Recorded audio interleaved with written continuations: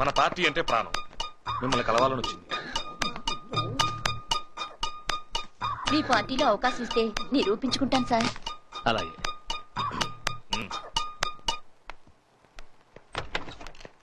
మన పార్టీకి సేవ చేయాలనుకుంటుంది. పార్టీకా నీకా? మేడం గారు రాత్రి పగలు కష్టపడతారండి. వరప్రసాద్, నువ్వు నేను ఒకే కాలేజీలో చదువుకున్నాం. నీ గురించి నాకు బాగా తెలుసు. మనకు పదవి ఎంత ముఖ్యమో క్యారెక్టర్ కూడా అంతే ముఖ్యం. నీ గురించి ఏవేవో వింటున్నాను. అలాంటి పుకార్లు రావటం మన పార్టీకి మంచిది కాదు. గిట్టని వాళ్ళు ఏవేవో మాట్లాడుతూ ఉంటారు. అవన్నీ మనం పట్టించుకుంటే అసలు మనం రాజకీయాల్లోనే ఉండలేం. ఆవిడ ఎందుకు తీసుకొచ్చావు? బై ఎలక్షన్ లో సీట్ కోసం. అది ఆల్రెడీ యూత్ లీడర్కి ఇచ్చేసాం. మనం ఇంకా బీఫార్మ్ ఇవ్వలేదుగా. మందారం చేత నామినేషన్ వేయించొచ్చు.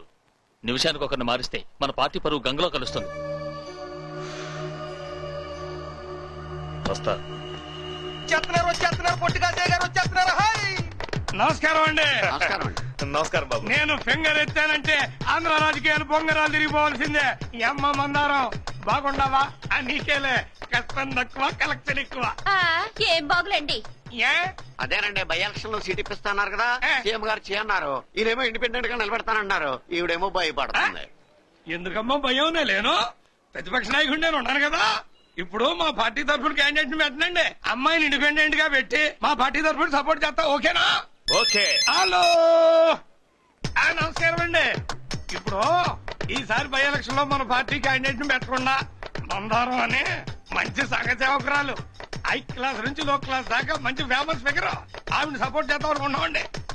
ఏంటంటే ఆవిడ్ని సపోర్ట్ చేస్తే మనకేంటి లాభమా? నన్ను మాట్లాడమంటారా? ఒక్క నిమిషం. ఆవిడ హోమ్ మినిస్టర్ గారి సంఖలో సంచండి బాబు, ఆయనతోనే మాట్లాడండి. మీ పార్టీ సపోర్ట్ తో మందారాన్ని గెలిపిస్తే మా పార్టీ గవర్నమెంట్ ని నేను పడగొడతా. గ్యారంటీ ఏంటా?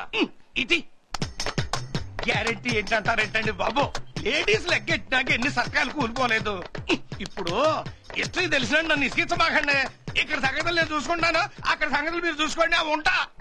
థ్యాంక్స్ అండి, మీ రుణం ఉంచుకోను. ఏంటమ్మా థ్యాంక్స్ అని దండం పెడతానా? పోనీ ఏం కావాలో చెప్పండి. అమ్మో, అట్లాంటి విషయాల్లోనే కొంచెం ఈకమ్మా. నాదొకటే సిద్ధాంతం, ఇంటి పన్ను ఫ్రీ, బియ్యం free, current free, support free. చెప్పు తీసుకు కొడతా, అది మాత్రం ఫ్రీ కాదు. కాశీ గారు, ఏ? ఆ సంగతి నేను చూసుకుంటా. ఓకే. ఓటుకి ఎంతైనా ఇస్తా. ఏవైనా సరే నా మందారం అసెంబ్లీలో అడుగు పెట్టాల్సిందే. ఓకే. గుర్తుకే మీ ఓటు, హరిబాబుకే మీ ఓటు.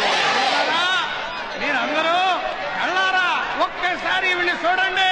సంఘ సేవకురాలు ఒళ్ళు దాచుకోదు, కష్టపడతే. ఈ అమ్మాయికే ఓటు ఎందుకు వేయాలి అని మీరు అడగొచ్చు. ఓటు వేస్తే ఇంటి ట్యాక్స్ ఫ్రీ, బియ్యం ఫ్రీ, కరెంటు ఫ్రీ. అక్కడ గుర్రాన్ని చూడండి, అమ్మాయిని చూడండి, గుర్రాన్ని చూడండి, అమ్మాయిని చూడండి. పదండి పదండి. మీ ఓటుని హరిబాబుకే వేసి గెలిపించవలసిందిగా కోరుతున్నాను. హరిబాబుని గెలిపించవలసిందిగా కోరుతున్నాను.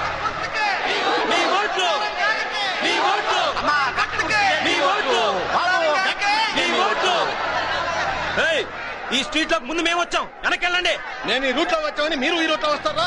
మీరే నోరు మూసుకొని వెనక్కి తిరిగి వేరే రూట్ లో వెళ్ళండి. ఏంటి బాబు, మేము ఏ రూట్ లో వెళ్ళాలో కూడా తమరే డిసైడ్ చేస్తారా? వెళ్ళండి వెళ్ళండి, వెనక్కి వెళ్ళండి. వెళ్లే ప్రసక్తే లేదు. వెళ్ళకపోతే తలకాయలు పగులుతాయి. పగలు కొట్టడం మీకే కాదు మాకు తెలుసు. చూశారా వీళ్ళ డ్రామా? వీళ్ళ భాగవతం ఎవరికి తెలీదు. మొన్నటిదాకేమో ఈవిడ గారు ఆయన గారు నుంచుకుని పెత్తనం చెలాయించింది. ఇప్పుడేమో ఈయన గారు ఈవిడ నుంచుకున్నారు. వీళ్ళ సంగతి ఎవరికి తెలీదు. కాకపోతే సైడ్ మారింది అంతే. చూస్తావేంద్ర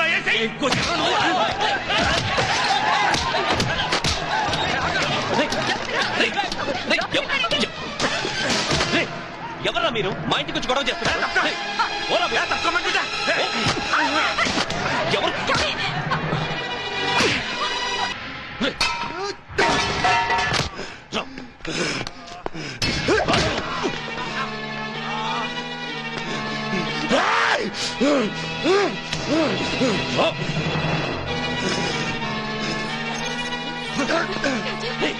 నువ్వు స్టూడెంట్ వా, రౌడీవా?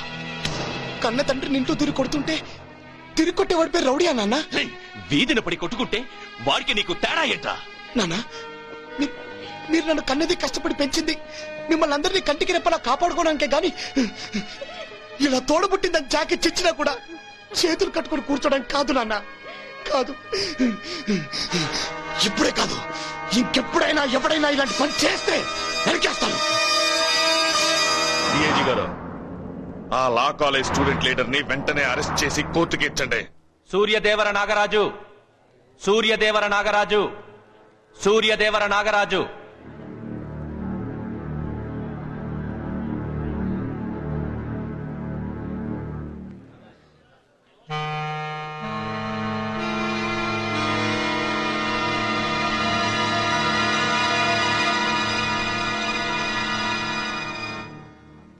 మీ పేరు? నాగా. ఇప్పుడు నేను పిలిచింది ఆ పేరుతో కాదనుకుంటాను. మా నాన్నగారు నాకు పెట్టిన పేరు నాగరాజు. అందరూ పిలిచే పేరు నేను మీకు చెప్పాను. ఈ నెల 16వ తారీఖున కడియాల రాజారావు అనే వ్యక్తిని నువ్వు కొట్టావా? నాకు తెలిసి అతని పేరు గురు. అతన్నైతే కొట్టాను.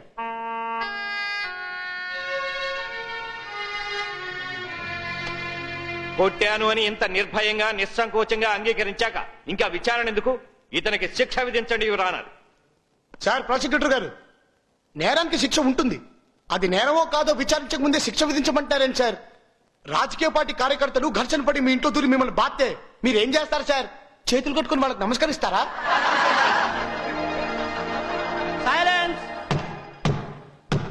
నువ్వన్నీ అడ్డగోలు ప్రశ్నలు వేస్తున్నావు. అవును సార్, రాజకీయ పార్టీ ఊరేగింపులు చర్చ్ పక్కన కానీ గుడి పక్కన కానీ మసీద్ పక్కన కానీ వెళ్తే లౌడ్ స్పీకర్లు వాడడానికి వీల్లేదు, స్లోగన్లు ఇవ్వడానికి వీల్లేదు, జిందాబాదులు కొట్టడానికి వీల్లేదు.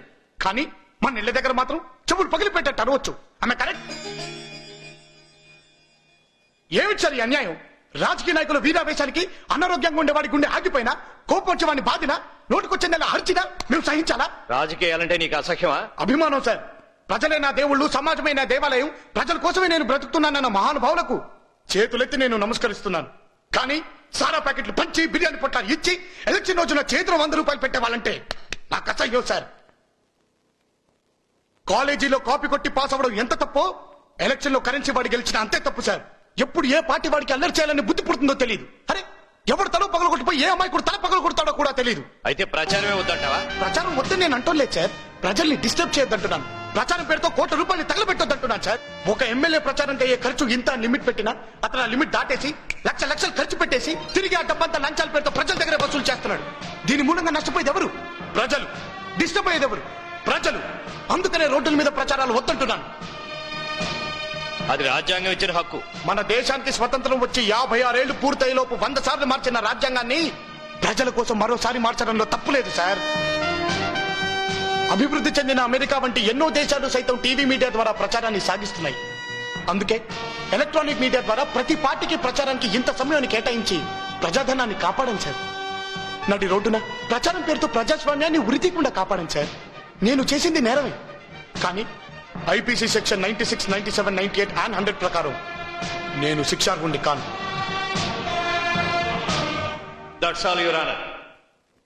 నాగరాజు మీద ప్రాసిక్యూషన్ వారు పెట్టిన కేసును కొట్టివేస్తూ అతని సూచనలు ఎలక్షన్ కమిషనర్ కి పంపవలసిందిగా సిఫార్సు చేయడమైంది.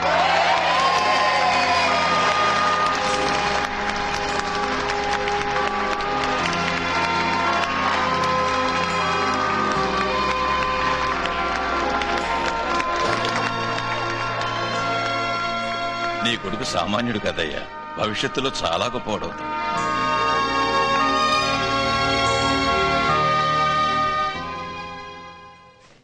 Sir, law college student Nagaraju election ప్రచారం వద్దని ఇచ్చిన సలహా మీద మీ అభిప్రాయం ఏమిటి? ఎక్సలెంట్.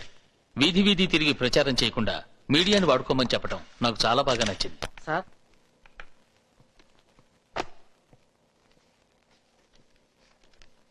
మిస్టర్ నాగరాజు, నీకు ఇంటి దగ్గర నుంచి అర్జెంట్ మెసేజ్ వచ్చింది. You can go.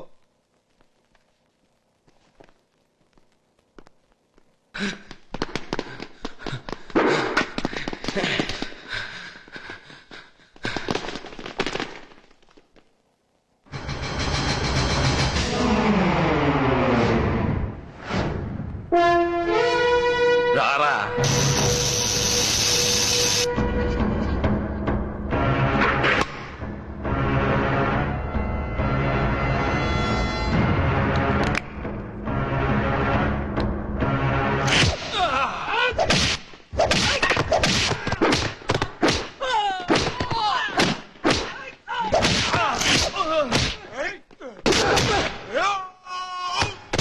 నిన్ను కలవడానికి స్టేట్ లోని అన్ని యూనివర్సిటీల నుంచి లీడర్స్ వచ్చారు.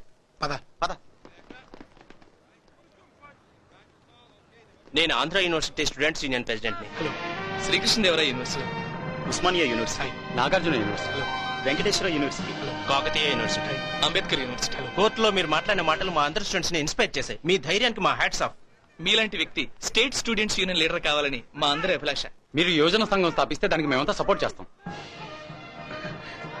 నా మీద అంత బాధ్యత పెట్టకండి. కాదనకండి, మనందరం కలుసుంటే ఏదైనా సాధిస్తాం.